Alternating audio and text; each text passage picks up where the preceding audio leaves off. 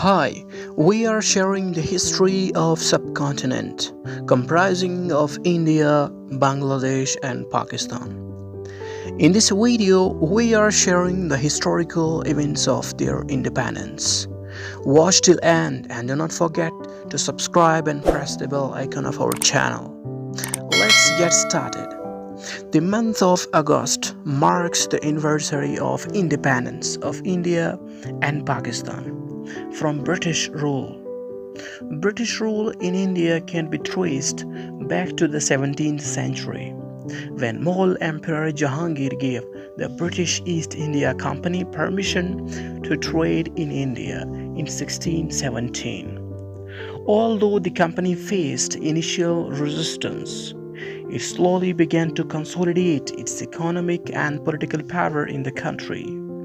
What helped strengthen the company's position was the fact that India was divided into numerous sub-kingdoms that ruled different parts of the subcontinent, including the powerful Mughals and Marathas.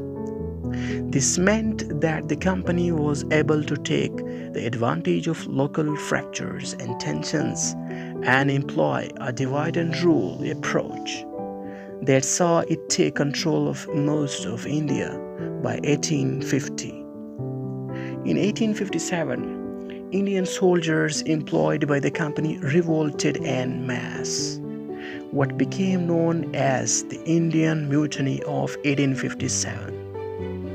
Our first war of independence took the British several months to quell.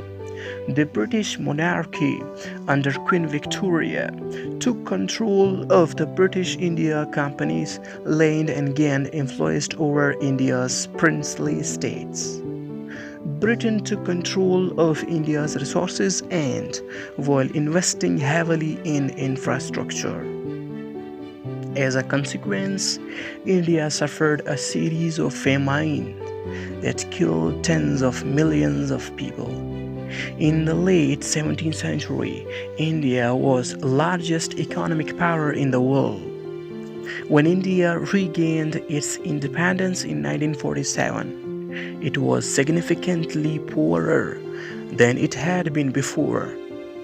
By the early 20th century, organized resistance to British rule was taking shape throughout India. While Mohandas Karamchand Gandhi's peaceful movement of non-cooperation and resistance is perhaps best known internationally. World War II was a major turning point for the growing independence movement. In the early and mid-19th century, the Islamic scholars' best performance and their role against British rule can't be underestimated from the historical point of view. These scholars included Mahmud al-Hasan Deobandi, Abul Kalam Azad, Muhammad Ali Johar, scholar Hussain Ahmad Madani, and other scholars. The Indian National Congress launched the Quit India movement in 1942, refusing to cooperate with British during war until India gained independence. An announcement was made in early 1947 that India would be granted its independence. Gandhi became the leader of the struggle for independence in 1921. The Jallianwala Bagh incident spurred him into taking on a larger role in the freedom fight. Gandhi believed in non-violence and started the non-cooperation movement, in which he urged Indians to boycott British goods. He also led thousands of Indians in salt march against a British law that forbade Indians to make salt and forced them to buy the heavily taxed British salt instead. Due to growing unrest in the country between Hindus and Muslims, plans were announced to partition British India into two nations, India and Pakistan.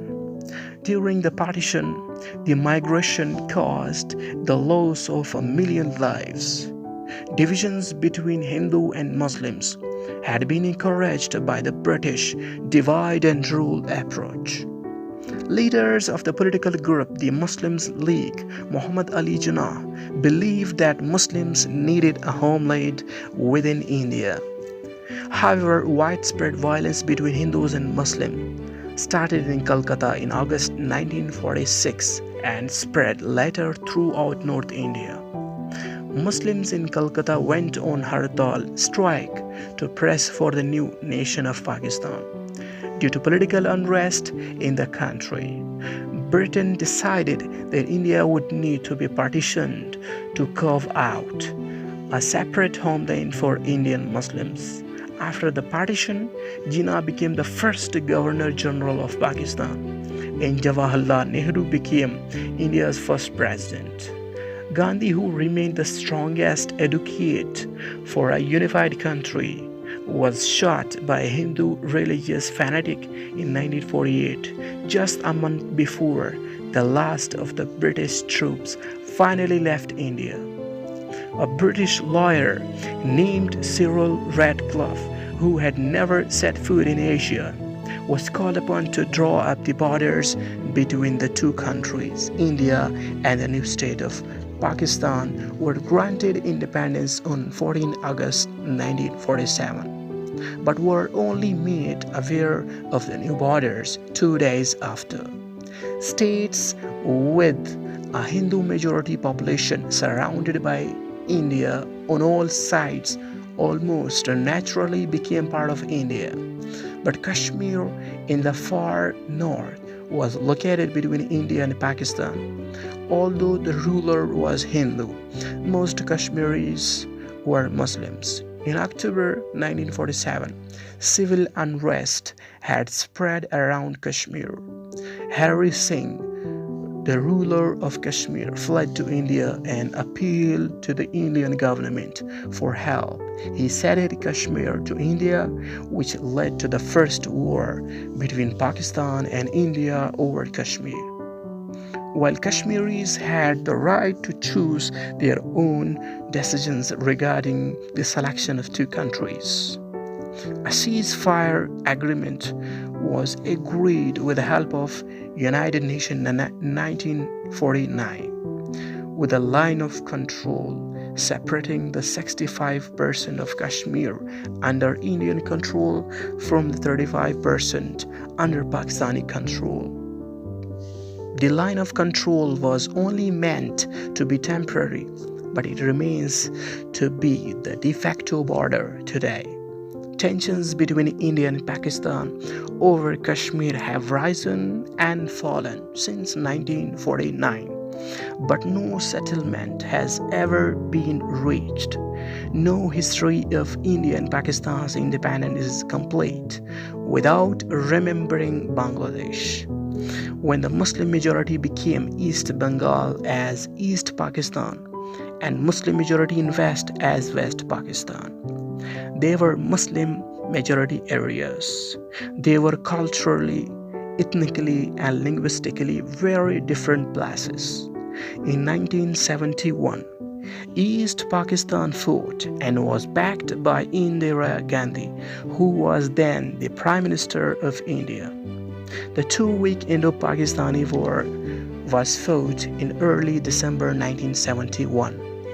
And on 16 December, about 9 months after the conflict in East Pakistan had begun, the West Pakistanis surrendered to India as they endorsed the East Pakistan. The next day, Bangladesh was born, a name that means land of Bengalis. This was the history of the subcontinent, comprised of Pakistan, India, and Bangladesh. So hope you have understood the history of the subcontinent and the different phases. For more videos, subscribe to our channel and stay connected. Goodbye.